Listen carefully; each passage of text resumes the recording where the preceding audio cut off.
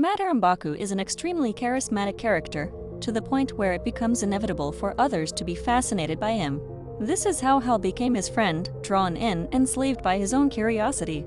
We also observe that the referees are deeply fascinated by Baku. His magnetism leads people to compare him to the devil. These effects are not inherent to him. He was not born with these skills, nor with some form of luck that makes him fascinating. This ability was developed by identifying indirect paths to higher positions and executing subtle, calculated moves. This is what The Art of Seduction by Robert Greene attempts to explain. Contrary to the way this book is usually misunderstood, it is not a manual to get any woman you want, nor is it about using cheap manipulation tactics for a one-night stand. It is a book about the complex dynamics of charisma as a form of soft power, and how that power can be developed. It appeals not to force or logic, but to the unconscious. In the past, power could be taken by force. The strongest group dominated the weaker. But today, force is unsustainable. People resist it. They will sabotage you, isolate you, and your influence will decay. The kind of power required today is subtle, calm, and most importantly, seductive. This kind of power is not optional. It is necessary in every area of life, because we constantly need to persuade people without triggering their defense mechanisms. The essence is simple: never be forceful. If you have to push, you have already lost. Seduction is a game of psychology, not beauty. You don't have to be tall, rich, extremely fit with a six-pack, or have a big D. What you have to do is look at the world differently. It is not about dividing your life into moments of seduction and moments without it. Seduction exists in every interaction, even with someone you don't want anything sexual from. For instance, consider a man attempting to talk to a woman in an invasive way. For safety, the woman will avoid being too direct about her desire to get away. What she needs to do is subtly create a situation where she has to leave, minimizing the risk of the man becoming aggressive. This indirect way of influencing the situation is one aspect of the term seduction as used in the book. Do not accept the prejudice of seeing this skill as a magical realm where things just fall into place.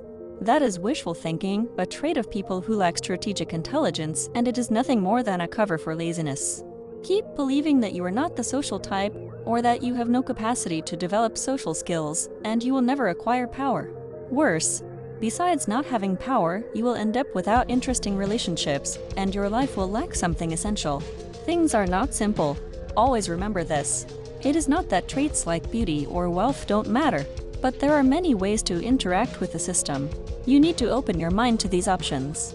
Refuse to believe this, and your only path is resignation, never having the experiences you wish to have, never growing, because you chose the comfort zone instead.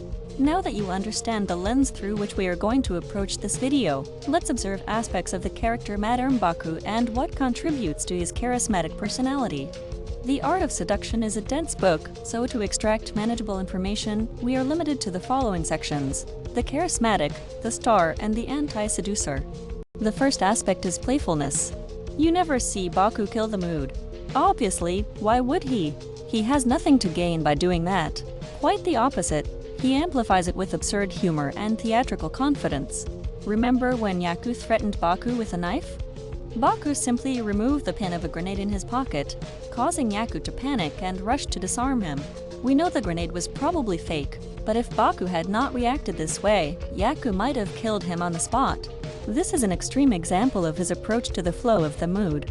Most people are repressed and trapped in anxiety. Baku's behavior is a relief. He offers others an escape from themselves. Another aspect is mystery and contradiction. Baku never fully reveals himself. The less predictable you are, the more others invest energy trying to understand you. The oscillation between opposite behaviors becomes not only a source of charm, but also a weapon that neutralizes the information the enemy can obtain. You never know when he is calculating or impulsive. You never truly know him. The result is that even after more than 500 chapters, we still long for more information about him. Another way you can become charismatic is in moments of crisis. When everyone is complaining and anxious, you must remain calm. Instability intensifies charisma. Instead of sharing the same worries as everyone else, you exist in another world, a world they can't reach, and therefore can't reach you. You can take risks without a logical reason. People end up unable to understand you and become fascinated. Be careful. If someone asks what you think of the situation, don't clarify. Speak in vague, Ambiguous terms, something that can't be fully understood. People will reflect on what you said, trying to figure out what you meant. Baku does this in the encirclement of the four gods. A group forms a strategy they consider a guaranteed win, and the bankers begin to panic. Baku stays calm. He still sees something. He still sees a move. Another situation where Baku is charismatic is when he speaks to Champ about the best slave.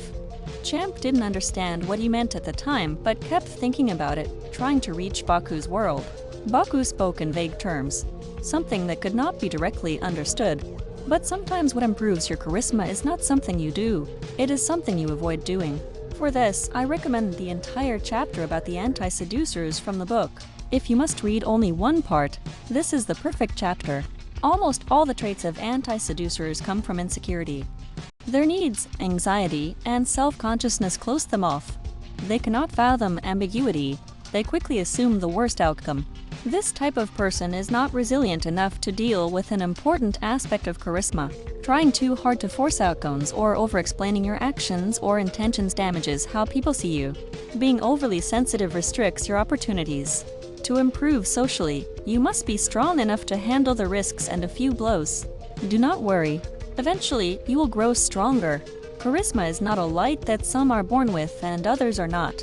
It is attention, something crafted in silence, in ambiguity, in restraint. The more you need to be liked, the less magnetic you become. The more you try to explain yourself, the more power you lose. In the end, most people are not truly repelled by you. They are just bored.